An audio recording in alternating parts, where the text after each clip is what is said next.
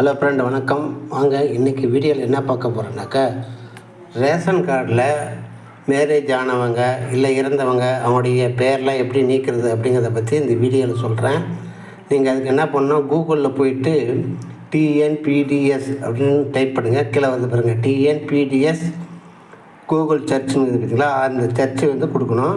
உங்கள் கூட்டு குடும்பத்தில் இருக்கிற அவங்களுடைய நேமை வந்து நீங்கள் ரிமூவ் பண்ணணும், நீக்கம் பண்ணணும்.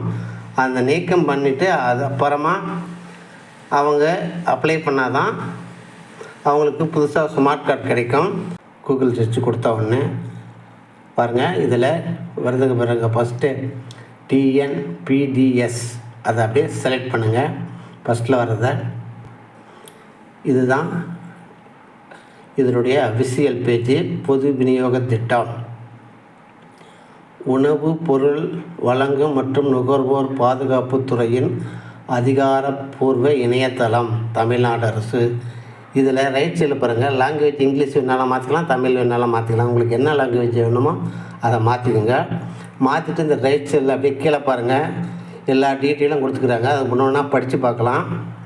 பாருங்கள், மின்னணு அட்டை சேவையில் புதிய மின்னணு அட்டை விண்ணப்பிக்க மின்னணு அட்டை விண்ணப்பத்தின் நிலை மறுபரிசீலனை விண்ணப்பம். அப்புறம் நகல் மின்னணு குடும்ப அட்டை விண்ணப்பிக்க நகல் மின்னணு குடும்ப அட்டை விண்ணப்பத்தின் நிலை. கீழே பாருங்கள், உறுப்பினரை சேர்க்க, முகவரி மாற்றம் செய்ய, குடும்பத் தலைவர் மாற்றம் செய்ய, குடும்ப உறுப்பினரை நீக்க, அட்டை தொடர்பான சேவை நிலையை அறிய, பிரதிநிதி நபரை சேர்க்க. இவ்வளோ டீட்டெயில் இருக்குது. நமக்கு வந்து என்ன பண்ணணும், குடும்ப உறுப்பினரை நீக்க அதை வந்து செலக்ட் பண்ணிக்கலாம். செலக்ட் பண்ணிட்டீங்கன்னா இந்த பேஜ் வந்துடும். இந்த பேஜில் வந்து என்னென்னா, உங்களுடைய ஸ்மார்ட் ரேஷன் கார்டோடு இணைக்கப்பட்ட மொபைல் நம்பரை இதில் இணைங்க. ஏன்னா நீங்கள் ரேஷன் பொருள் வாங்கும்போது உங்களுக்கெல்லாம் மெசேஜெல்லாம் வந்திருக்கும். அதனால் அது எந்த மொபைல் நம்பரோ அந்த மொபைல் நம்பரை இதில் டைப் பண்ணிவிடுங்க. நான் டைப் பண்ணிட்டேன். அதுக்கு கீழே பாருங்கள், கேப்பாச் லெட்டர்ஸ் இருக்குது பார்த்தீங்களா, அந்த லெட்டர்ஸை அப்படியே டைப் பண்ணுங்கள். பண்ணிவிட்டு பக்கத்தில் இருக்குது பாருங்கள், பதிவு செய். அந்த மொபைல் நம்பர் பக்கத்துலேயே இருக்கட்டும், ஓடிபி வரும். பதிவு செய் அப்படிங்கிற ஆப்ஷனை டச் பண்ணுங்கள். தொட்ட உடனே பாருங்கள், உங்களுடைய இதுக்கு வந்து உங்களுடைய மொபைலுக்கு வந்து ஒரு ஓடிபி வந்திருக்கும். அந்த ஓடிபி இதில் என்ட்ரி பண்ணுங்கள்.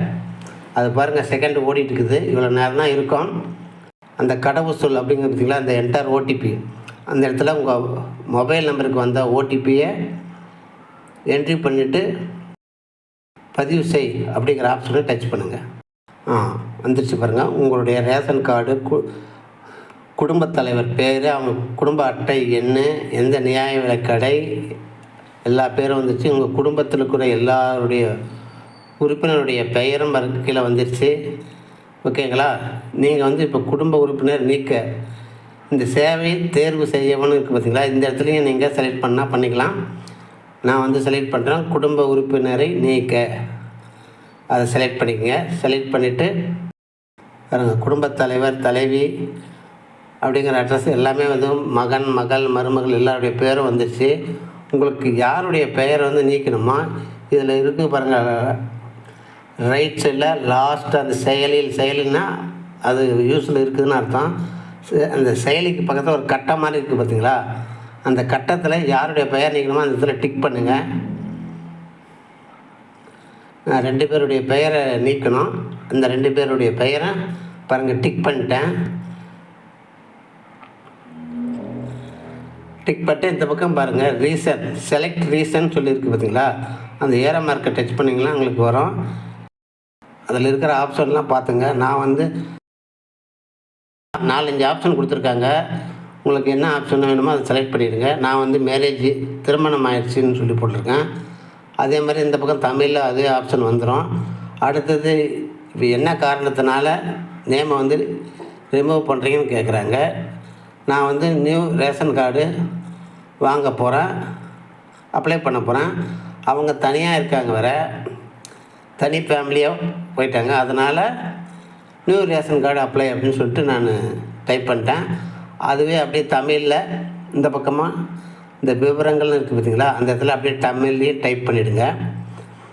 அப்புறம் கீழே பாருங்கள், மற்ற ஆவணங்கள்னு இருக்குது பார்த்தீங்கன்னா, இதில் இந்த திருமணம் ஆனதுக்கான சான்றிதழ் கொடுக்கணும். அந்த திருமண சான்றிதழ் இருக்குதுங்களா, பையன் வந்து தனியாக போய் ரேஷன் கார்டு வாங்குறான்னு சொன்னாக்க அவனுக்கு வந்து கண்டிப்பாக திருமண சான்றிதழ் வேணும். ஏன்னா மேரேஜ் ஆகிடுச்சு, அவங்க தனியாக போகிறாங்க, அதனால் அவங்களுக்கு தனியாக ரேஷன் கார்டு வாங்க போகிறோம், அவங்க தனி கொடுத்தனமாக இருக்காங்க அப்படின்னா நம்ம திருமண சான்றிதழ் கொடுத்துட்டு அதில் நம்மளுடைய கேஸ் பில்லும், அவங்க தனியாக போயிருக்காங்க இல்லைங்களா, அப்போ அவங்களுடைய கேஸ் பில்லும் ரெண்டும் மற்றும் இந்த திருமண சான்றிதழ் ரிஜிஸ்ட்ரேஷன் பண்ணீங்களா அதுவும் இல்லைன்னா திருமண பத்திரிக்கை இருந்தால் கூட பரவாயில்ல, அதையும் எடுத்து மூணையும் ஒரு எம்பிக்குள்ளே வர மாதிரி இது பண்ணிவிட்டு சூஸ் ஃபைலில் அப்லோட் பண்ணிவிட்டு பதிவேற்றம், இது பதிவேற்றம் அப்படின்னு சொல்லிட்டு நீங்கள் செலக்ட் பண்ணிக்கலாம். பாருங்கள், இணைக்கப்பட்டுள்ள ஆவணம் பதிவேற்றப்பட்டதுன்னு சொல்லி வந்துருச்சு. பாருங்கள், இணைக்கப்பட்டுள்ள ஆவணம் திருமண சான்றிதழ்னு சொல்லி வந்துருச்சு. அப்புறம் கீழே பாருங்கள் உறுதிப்படுத்துதல் இருக்குது. இந்த உறுதிப்படுத்தல் அதுக்கு பக்கத்தில் கீழே பாருங்கள் சின்னதாக ஒரு கட்டை மாதிரி இருக்குது. அந்த கட்டத்தை டிக் பண்ணிவிடுங்க. மறுபடியும் ஒரு தடவை செக் பண்ணிவிட்டு பதிவு செய்ய அப்படிங்கிறத கிளிக் பண்ணுங்கள். கிளிக் பண்ணிங்கன்னா உங்களுடைய விண்ணப்பம் வந்து பாருங்கள் ஏற்றுக்கொள்ளப்பட்டது. பாருங்கள், எடுத்தப்பட்டு தங்களது கோரிக்கை வெற்றிகரமாக பதிவு செய்யப்பட்டுள்ளது. குடும்ப உறுப்பினரை அகற்று. குறிப்பு எண் ஒரு நம்பர் கொடுத்துருக்காங்க பாருங்கள். இந்த நம்பரை வந்து நீங்கள் சேவ் பண்ணி வச்சுக்கோங்க. இந்த நம்பரை வச்சு தான் நீங்கள் மறுபடியும் உங்களுடைய இது என்ன விண்ணப்ப நிலை என்னன்றதை கண்டுபிடிக்க முடியும். இப்போ இதை காப்பி பண்ணி வச்சுக்கலாம். உங்களுக்கு எப்படி செக் பண்ணுறதுன்னு காட்டுறேன் வாருங்க. இந்த நம்பரெல்லாம் அந்த குறிப்பு என்ன காப்பி பண்ணிக்கோங்க. பண்ணிவிட்டு முகப்புக்கு செல்ல அப்படின்னு இருக்கு பார்த்துங்க, அங்கே வாங்க. பாருங்கள், மறுபடியும் நம்மளுடைய முதல் பேஜுக்கு வந்துட்டோம். இதில் இருக்குது பாருங்கள், அட்டை தொடர்பான சேவை நிலையை அறியன்னு சொல்லி அதை செலக்ட் பண்ணுங்கள். இதில் இருக்குது பாருங்கள் குறிப்பு எண்ணை, அதில் உங்களுடைய குறிப்பு எண்ணை போடுங்க. பேஸ்ட் பண்ணிவிட்டு பதிவு செய்ய அப்படின்னு சொல்லி கொடுங்க. இதில் நம்முடைய விண்ணப்பத்தினுடைய என்ன நிலைன்றது போட்டுருக்காங்க பாருங்கள். கோரிக்கை சமர்ப்ப நிலை, ஆவணம் சரிபார்ப்பு நிலை இப்படின்னு இருக்குது. இதெல்லாம் பார்த்துட்டு நமக்கு எல்லாமே க்ரீன் கலராக வந்துச்சுன்னா நம்முடைய விண்ணப்பம் ஓகே செய்யப்பட்டது அப்படின்ற அர்த்தம். நீங்கள் அப்பப்போ இதை பார்த்துக்கோங்க. இப்படி தான் நம்மளுடைய பெயரை வந்து நீக்கம் பண்ணிவிட்டு நம்முடைய விண்ணப்பத்தின் நிலை என்னன்றதை பார்க்கணும்.